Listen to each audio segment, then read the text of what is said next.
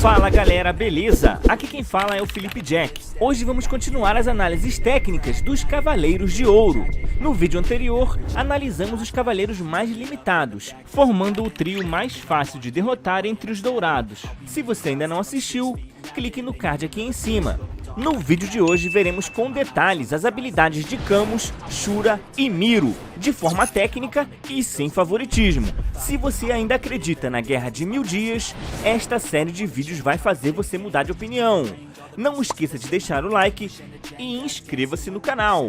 Agora, bora pro vídeo!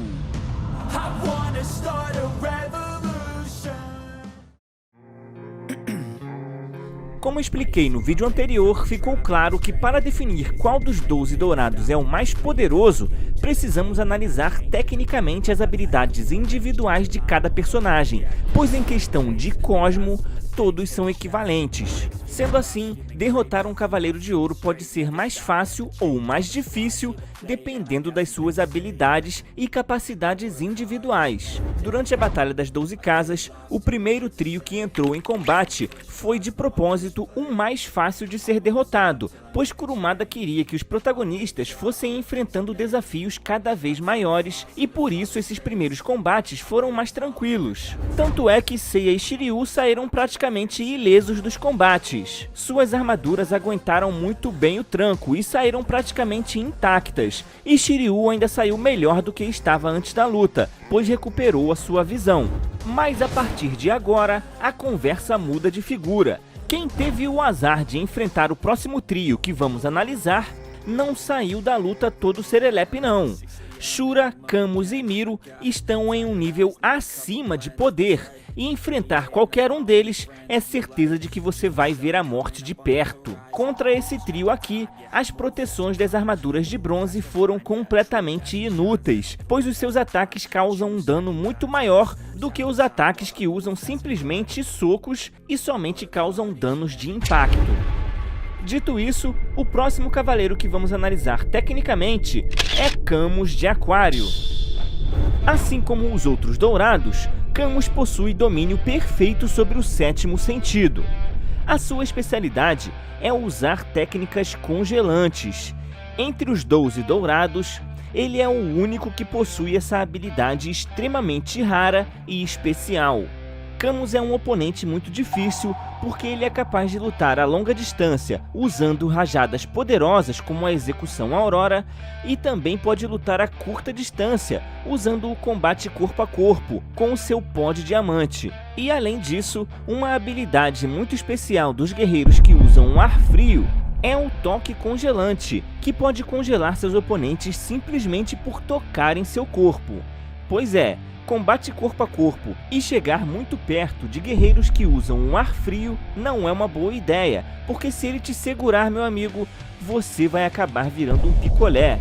Conforme Camus vai baixando a temperatura, fica mais difícil para o seu oponente respirar, os seus movimentos ficam cada vez mais lentos e caso o combate se prolongue, você pode acabar desenvolvendo uma gangrena por ficar exposto ao frio extremo por um período muito longo. Em outras palavras, é impossível lutar uma guerra de 1000 dias contra Camus. A temperatura negativa ao extremo em sua volta vai impedir que o combate dure muito tempo. E quanto mais a luta demorar, pior vai ser para o adversário de Camus.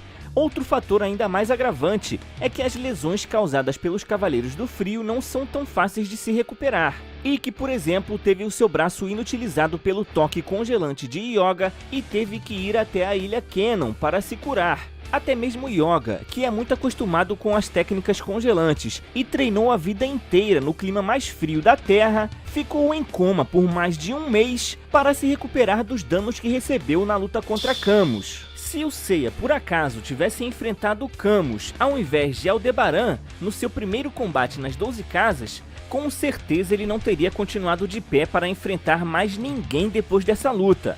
Saga conseguiu segurar o relâmpago de plasma de Aioria porque é um golpe de impacto, mas ele jamais poderia segurar a execução Aurora, porque além do impacto da rajada, os seus braços acabariam congelando instantaneamente, devido à temperatura de menos 273 graus Celsius, e eles seriam inutilizados. Muita gente confunde a temperatura que Camus pode alcançar. O frio de Camus chega a menos 273 graus Celsius. Falta muito pouco para chegar no zero absoluto, que é menos 273,15 graus Celsius. O único capaz de repelir o ar frio de Camus foi o próprio Yoga, que também usa ar frio. Qualquer outro que não domine a técnica congelante acabaria tendo os braços inutilizados se tentasse segurar a execução Aurora de Camus. As armaduras de bronze são completamente inúteis diante dos ataques de Camus. A própria armadura de cisne foi totalmente estilhaçada. Um ponto importante sobre a análise de Camus é que ele não possui habilidades especiais de defesa, mas a sua técnica congelante lhe garante recursos e opções contra vários tipos de inimigos. Por exemplo, ataques de agarrão ou que visam prender o oponente, como as cordas de Mimi ou as correntes de Shun, seriam completamente inúteis contra ele. Se você tentar agarrar o Camus, ele vai congelar os seus braços na hora. Os tentáculos do verme que foram capazes de prender a Aioria enquanto os espectros passaram pela sua casa seriam inúteis contra Camus, pois ele congelaria os tentáculos muito facilmente e os destruiria. Já o Cavaleiro de Leão falhou na missão de proteger a sua casa porque não tinha nenhum recurso e nem habilidade especial para se soltar dos tentáculos. Ele teve que concentrar toda a sua força para tentar arrebentar tudo na marra, do jeito mais difícil. E quando finalmente conseguiu, o bonde todo já tinha passado. Devido às suas habilidades únicas, Camus fica acima de Aioria e Aldebaran no gráfico, pois de maneira geral, Camus é um adversário muito mais complicado de enfrentar.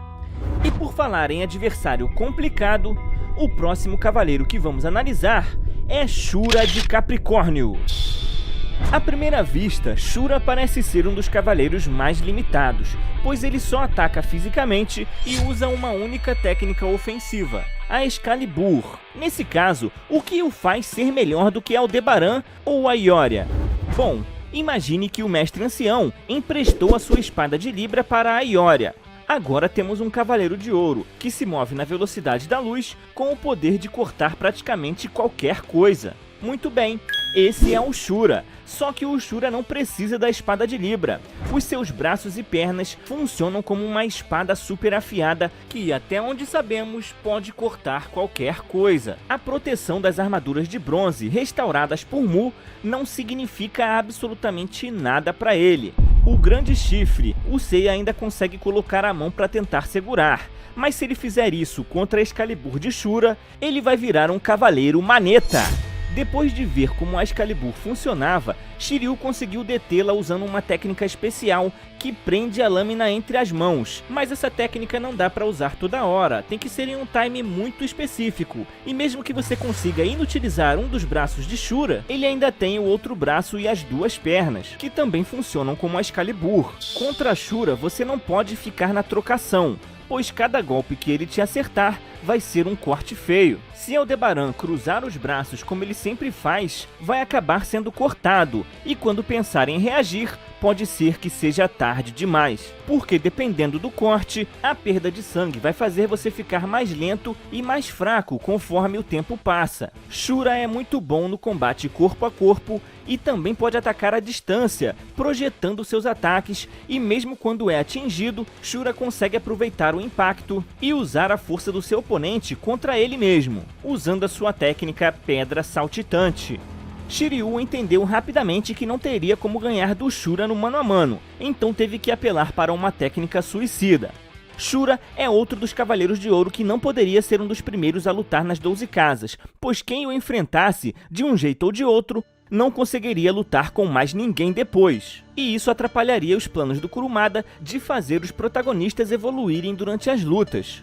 O seu maior ponto fraco é que não possui nenhuma habilidade especial de defesa e também não tem capacidade mental para se proteger de ataques psíquicos. Portanto, assim como a Ioria, ele também é vulnerável a ataques como o Satã Imperial, Golpe Fantasma da Fênix, entre outros tipos de ataques mentais e ilusões que perturbam a mente. Se o Niobe atacasse Shura com o seu veneno, mesmo que ele fosse cortado pela Excalibur, o veneno do espectro mataria Shura da mesma forma que matou Aldebaran. Já os tentáculos do verme não poderiam segurá-lo, pois seriam fatiados facilmente. Se Saga não estivesse com eles, Camus e Shura ficariam sofrendo indefinidamente com as ilusões de Shaka. Devido a tudo isso que analisamos, Shura fica posicionado exatamente no mesmo patamar que Camus, pois apesar de os dois serem guerreiros perigosos com poder de finalização muito letais, também possuem limitações, principalmente no que diz respeito a técnicas de defesa e habilidades psíquicas para atacar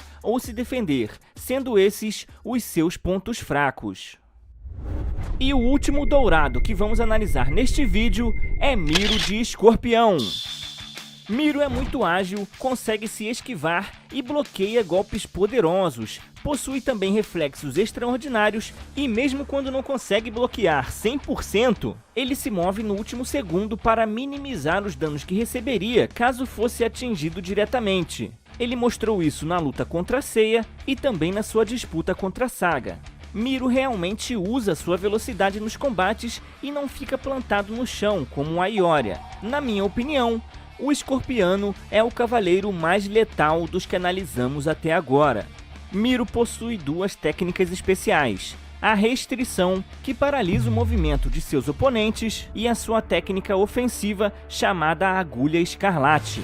Esta técnica é muito especial, pois ela emula o efeito de uma picada de escorpião, mas em um nível muito mais complexo, estimulando o sistema nervoso da vítima, provocando paralisia e fazendo-a sentir uma dor insuportável, como se o veneno do escorpião não só afetasse a área do corpo onde houve a picada, mas sim como se o veneno percorresse por todo o seu corpo. A vítima vai se arrastando e se esforça ao máximo para levantar, apenas para tomar mais agulhadas, multiplicando o seu sofrimento.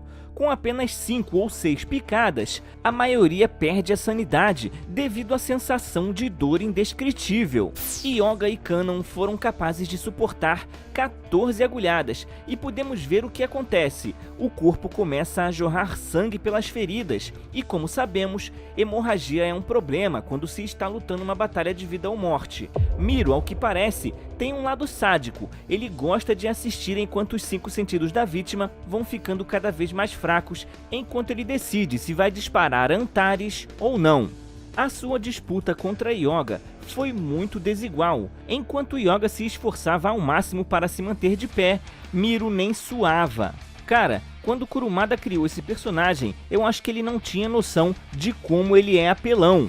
Mas não porque ele seja mais forte do que Camus ou Shura, mas sim pela característica dos seus ataques. Logo na primeira agulhada, ele já nerfa completamente a força de ataque e reação do inimigo. Então, ou você desvia, ou você ataca primeiro para que ele não consiga te atingir com nenhuma das agulhas. Porque se você levar apenas uma, você vai ficar mais lento e vai acabar levando as outras 14.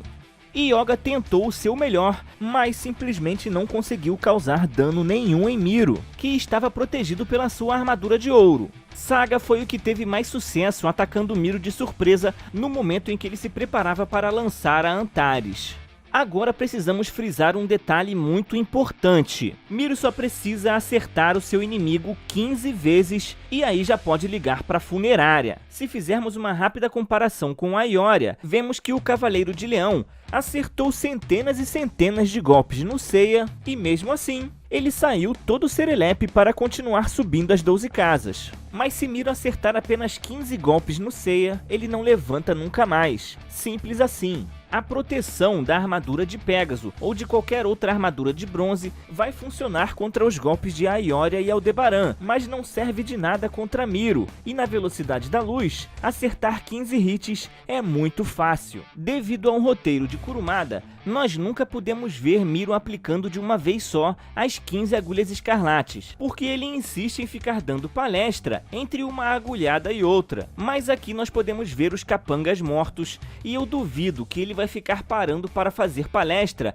em todo capanga que ele encontrar pela frente. Então é seguro assumir que ele pode sim lançar as 15 de uma vez e acabar com o oponente instantaneamente. Pela junção de todos os fatores que analisamos, Miro fica no mesmo patamar que Camus e Shura. Cada um deles tem habilidades muito especiais que lhes garantem uma vantagem expressiva contra oponentes mais limitados e que se resumem ao basicão.